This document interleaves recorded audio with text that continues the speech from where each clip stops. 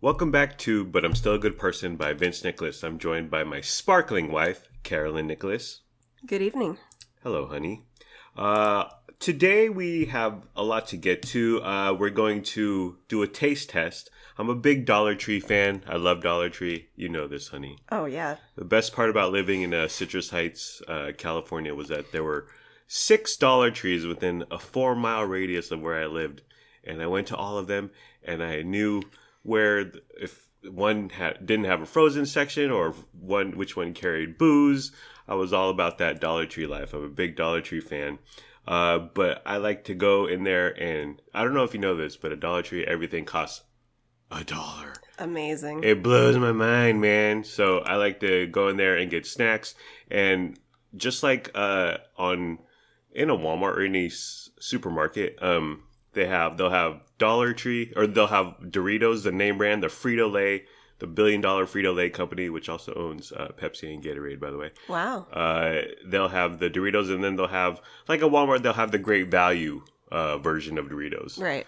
And Dollar Tree has that, so that they have their own Dollar Tree version of Doritos. We have them here. They're called, this is a very creative name, by the way, Nacho Cheese Tortilla Chips. Hire that, whoever came up with that name, hire that man. Send him to marketing. Promote him to a Procter & Gamble marketing. God. I just realized these expired a month ago. Ooh, darn. Wow. On top of the other issue with them, which we'll get to later. Yes. Well, we'll get to right now.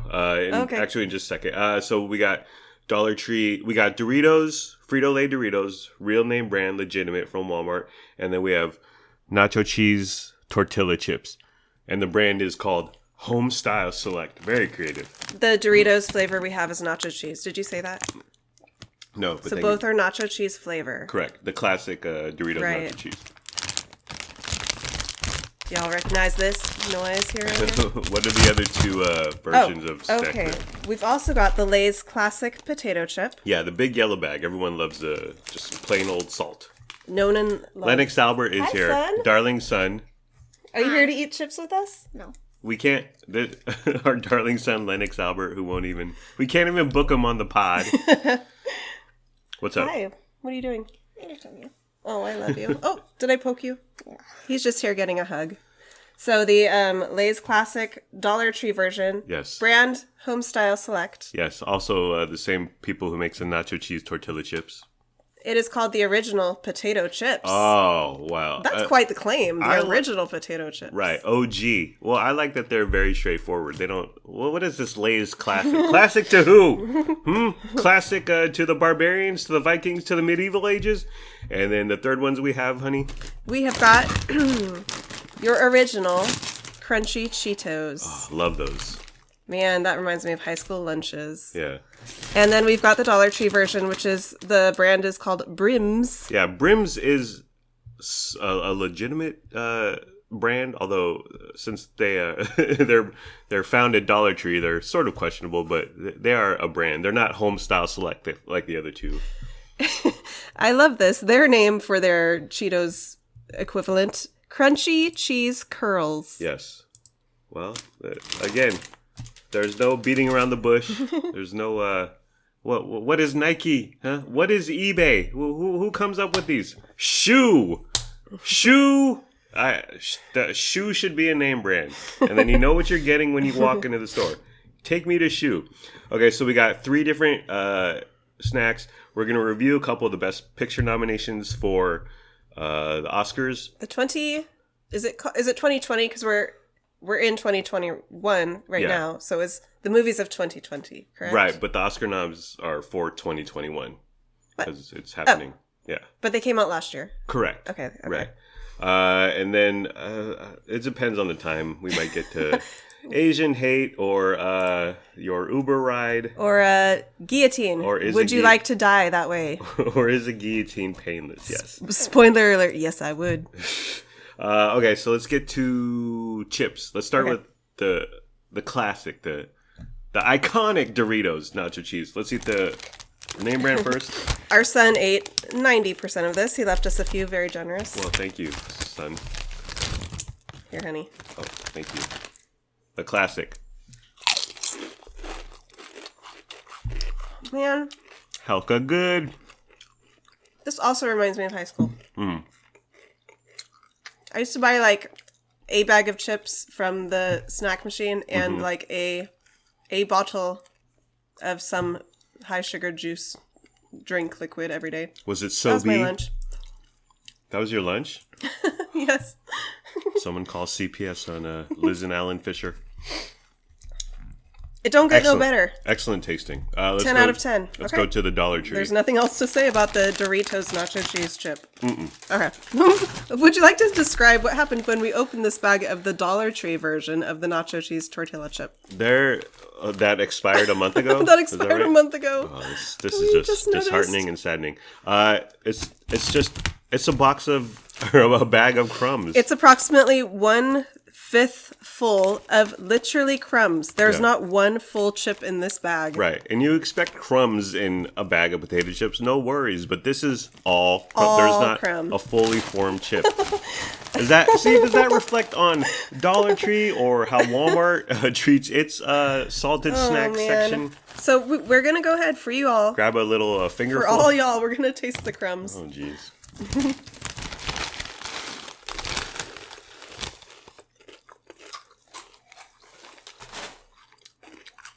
It's not bad. It's not bad. It's less of a nacho flavor. Less flavor overall. Less different. More mild. It's good, but It's not bad. the Doritos is the gold standard. Yeah. And it's a step below, as you would expect. Okay, so overall, I say splurge and go for the Doritos. Yeah. If you don't want a bag full of crumbs, That's expired. let's go with the classic. Okay, we've got the Lay's classic potato chip here. Oh, man. Yummy. Family backyard barbecue right here. Oh, yeah. Summertime. Will Smith, DJ Jazzy Jeff, and the Fresh Prince Summertime. It's just oily. It's crisp. It's delicate. I'm going for a second, in fact.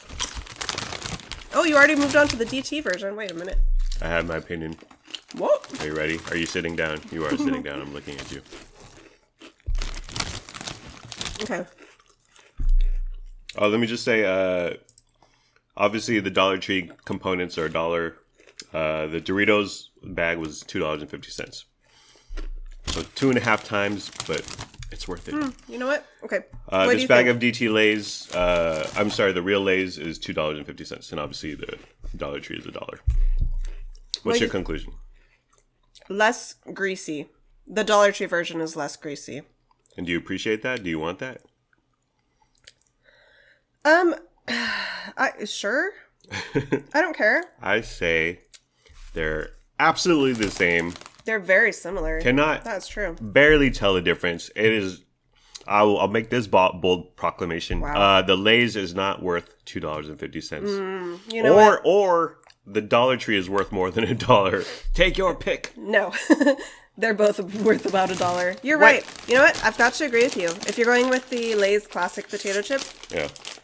stop by the DT on the way to your family barbecue and pick up that instead. That's just as good, you know? The big blue bag is it's not the big yellow bag that's from Frito-Lay. You know what? I bet they're made both by Frito-Lay. I mean, let's be honest here. Okay, so can you open the brims, honey? I got the Cheetos here.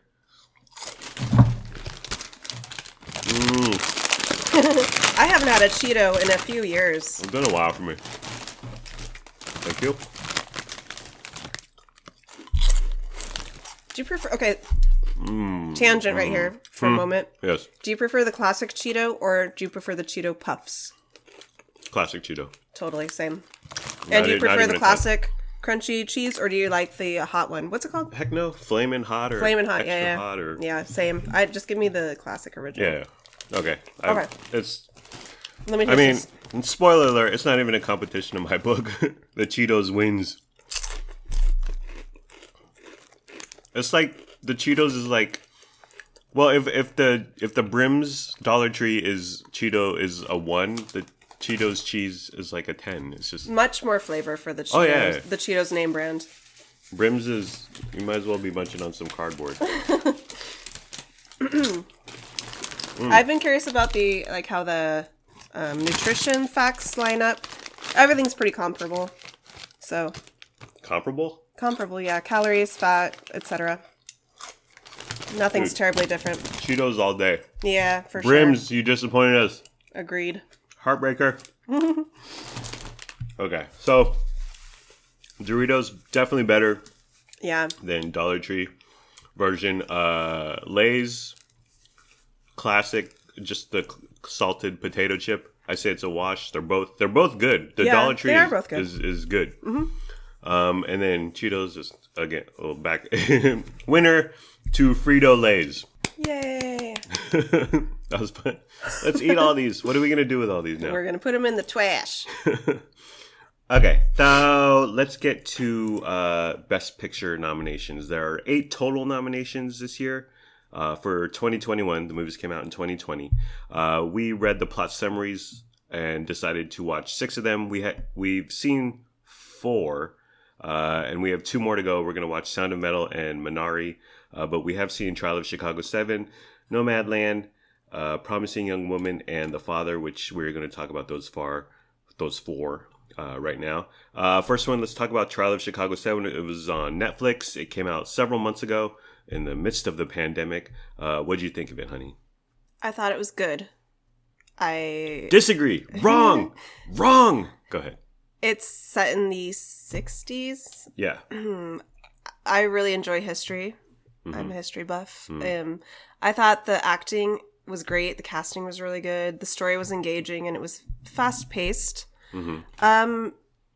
As it went on, though, there were some time jumps as the story went on, and it got a little confusing. Yeah, I did not like the very last scene of the movie, and it was kind of a controversial ending because. Oh right, Aaron Sorkin, who wrote and directed, he kind of made everything surreal, or everything just became unbelievable. The very last scene is what's his name? The guy. Sacha Baron Cohen? Nope. Anyway, the very last scene is the guy. He's speaking in court and he starts naming all the names of the people who died, I think. Right. Oh, right. Okay. And it's like supposed to be like a very moving and emotional and like brave thing. That never happened. Right. So on one hand, as we were watching it, I was like, this is a bit cheesy. It takes historical fiction and takes the history out and just turns it into a farce fiction. So as we were watching, I was like, oh. Yeah. And then after we finished watching it, I was reading about it and learned that hadn't actually happened in court. So I understand taking liberties when you're making historical fiction. You want to make it engaging and entertaining. But I don't like when it goes so off the rails that it's no longer historically accurate. Right. It takes you out of the moment, and it's like, what else are you doing here, Aaron Sorkin? What else are you pulling the rug over my eyes? Can I trust you at all? Yeah. And West Wing sucked. Just the bigger picture of is these guys who yelled into a microphone at a rally, are they accountable for riot? Can they charged for rioting? I just think is a silly premise. Well, let's not get into Trump and the insurrection, but dude, you got to prosecute the people who break into buildings and burn things down.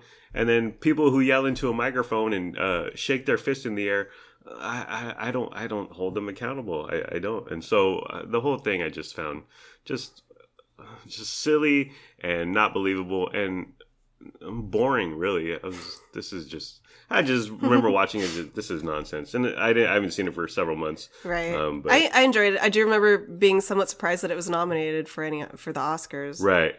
Because it sucked. Am I right? Just kidding, honey. Well, how would you rate it? 1 to 10, Trial of Chicago 7. 6.5. Okay. I would give it a solid 3. Wow. Let's move on to Nomadland, starring Frances McDormand. Yes, let's. I fell asleep. That's right. That's my review. You went to bed, but I was determined to finish it. It's Frances McDormand is homeless and she's traveling around the Midwest. She finds herself homeless. She tries working in Amazon and warehouse type jobs and that sort of thing. And eventually she discovers the nomad lifestyle where you live in your van, your RV. Right. You travel around, you meet up with other people of similar lifestyles, you help each other out. Do you remember that funny review you read on Rotten Tomatoes? Was like, this movie is Frances McDormand's Yeah, I have it right here. Oh, you have it good. Nomadland is teeming with camera shots of Frances McDormand thinking.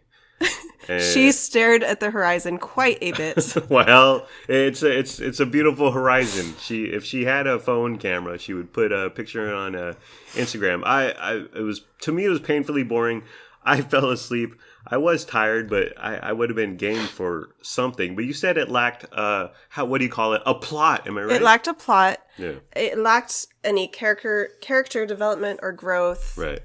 I appreciated it on some level. Right. I stuck with it to to the end. I love Frances good McDormand. For you. You're a trooper. Yeah. Well, a lot of people. I mean, we do. I hate it when critics say this movie sucked, but I love Frances McDormand. Like I just said. Right. Well, just okay. Do you know Frances McDormand? Yes. I don't. That's just a pet peeve of mine. Well, they were trying to do something with, and I've read reviews saying the book is better, okay, but they were trying to do something. They put in a lot of people who weren't actors, zero experience. Oh, I didn't know that. As you said, no plot or very little storyline. My reviews, if you want to watch Frances McDormand poop in a van, then Nomadland is for you. You know what? You can take yourself on a road trip across the deserts of Nevada, and you can see it for yourself. And be way more entertaining. Right. I gave it a 5 out of 10. I gave it That's pretty high. I gave it 3 Z's. Let's move on to Promising Young Woman, Carey Mulligan. I don't know how much we want to get into spoilers here, but something horrible happened to her friend, and she starts enacting revenge on similar guys, on men who did this horrible act to her friend. She's trying to teach the men a lesson. Yeah. Carey Mulligan is a gem. Yeah. I've loved her for a long time. She was really great in this. I thought it was very engaging, like from the beginning. Yeah. You hit the ground running, and aesthetically, it was beautiful. It was very bright, vibrant, yeah. Very colorful. They put her in the wardrobe. They put her in clothes with like flowers and butterflies on it. Meanwhile, she's doing horrible things to men at night. That was a great juxtaposition. Yeah. She a very dark character in a dark headspace, but it was so bright and colorful. The music was really heightened. It was really great. Yeah. I enjoyed it. I loved it, but I wasn't on board from the beginning. The first 2 scenes with Adam Brody and McLovin, I was kind of like, I don't want to watch an hour and a half of Carey Mulligan doing terrible things to men. I was on board from the beginning. I was on board almost for the entire thing. The last 15 minutes, I felt kind of lost it. Yeah. I could see that, but I dug it up until then, so I didn't have a problem with it. I didn't hate it. I wasn't mad. Yeah. I really enjoyed it. I thought it was a good movie. You weren't mad at Schmidt from New Girl. But so Adam Brody and McLovin, and I was kind of like, I'm not into this. But after that, you really see her, and not to go into spoilers, but is she going to change? She met someone. How is she going to continue going down this road? How far is she going to go down this road? With someone's daughter later in the movie, and I just thought it was very gripping and just a really, really engaging movie. I enjoyed it a lot. Absolutely. So 1 out of 10? 1 out of 10. 1 to 10? I give it a 1 out of 10. It's horrible. 8 out of 10 for me. I would agree with that. I'd give it a 7.5. Okay. Because Adam Brody and McLovin... I just thought they were kind of... Well, especially McLovin was unnecessary. Anyways. And then we bring it to The Father, which is a... where is the summary I have here? The Father is... It's based off of a play, which I didn't realize until afterwards you told me about that. Yes. The Father is a film co-written and directed by Florian Zeller, based on his 2012 play... Les Pères. Well, it's French, I think. The Father has earned 6 nominations this year at the Oscars Academy Awards, including Best Picture, Best Actor for Anthony Hopkins, and Best Supporting Actress for Olivia Colman. Oh, I love both of them so much. Yeah.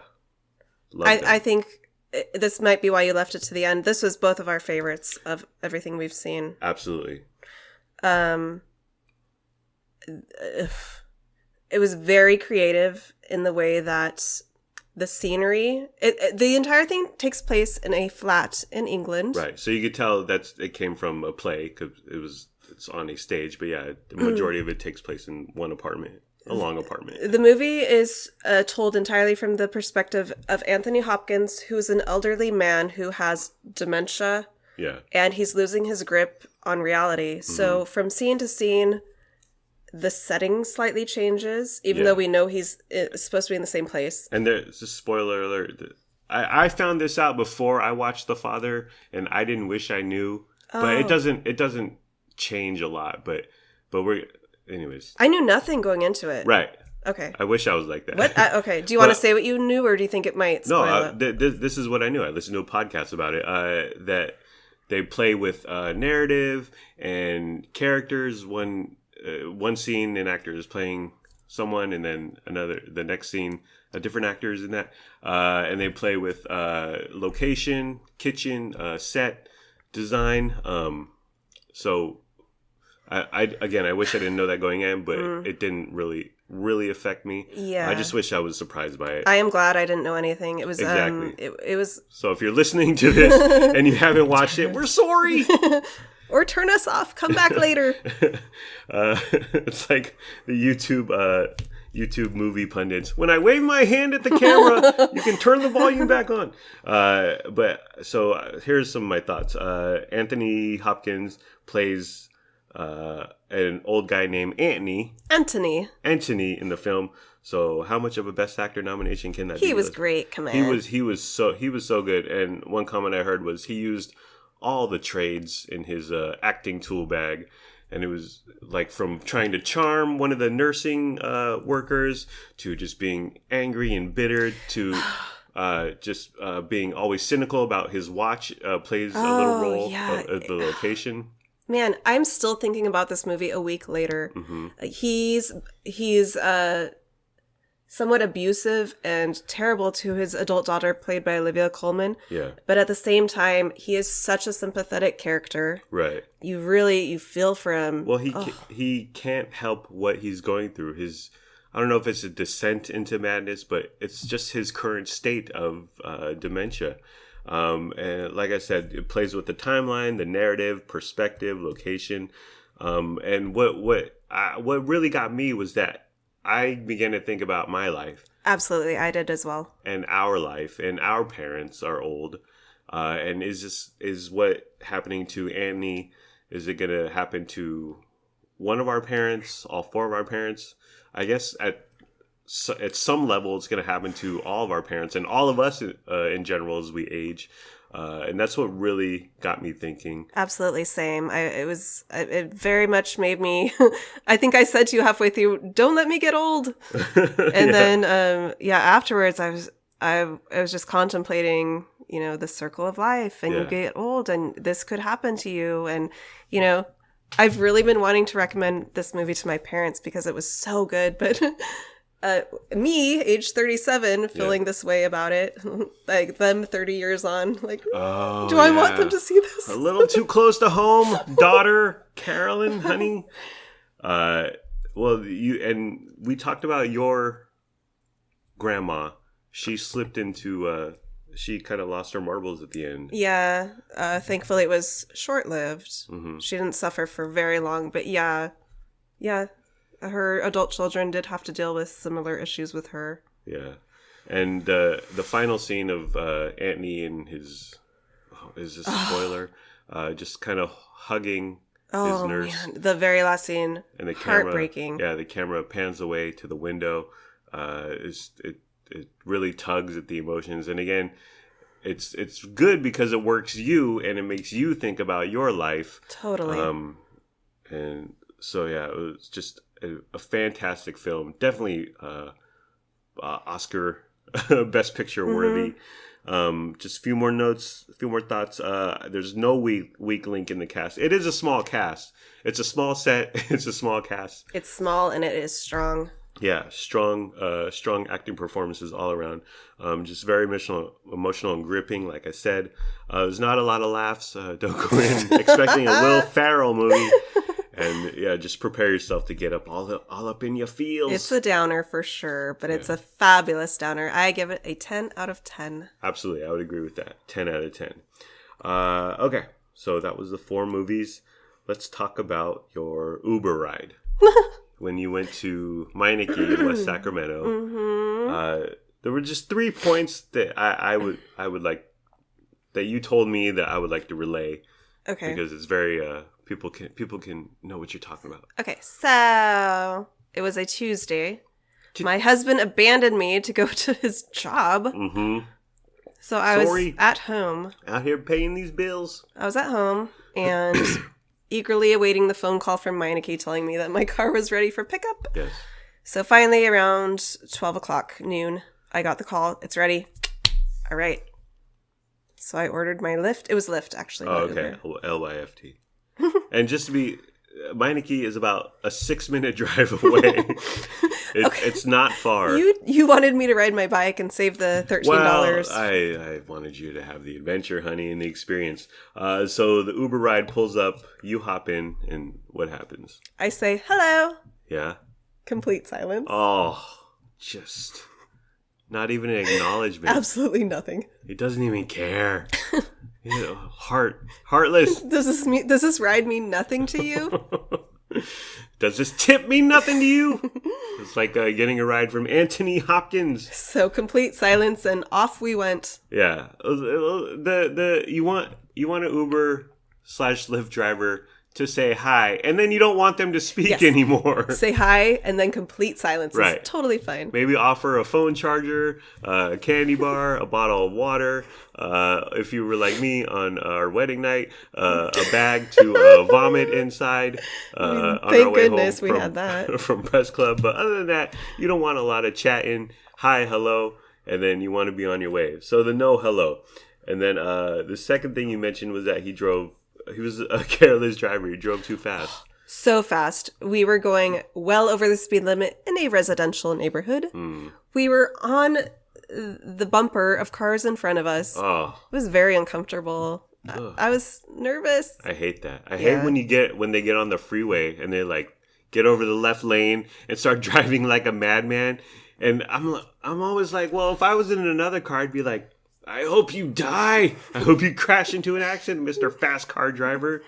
But yeah, I don't understand why they don't. Dude, sit in the right lane to go 35 in the 35 zone. Especially in a residential neighborhood. It's so annoying. Gosh, slow down. And it's like stop signs every 50 feet, so no need to rush. Why you do that? He just doesn't care. He doesn't care. And then the third thing you mentioned was that you guys were on your way to Meineke. And obviously they have their phone plugged in. I can see it. Some super Uber Lyft location GPS map dealio on their phone.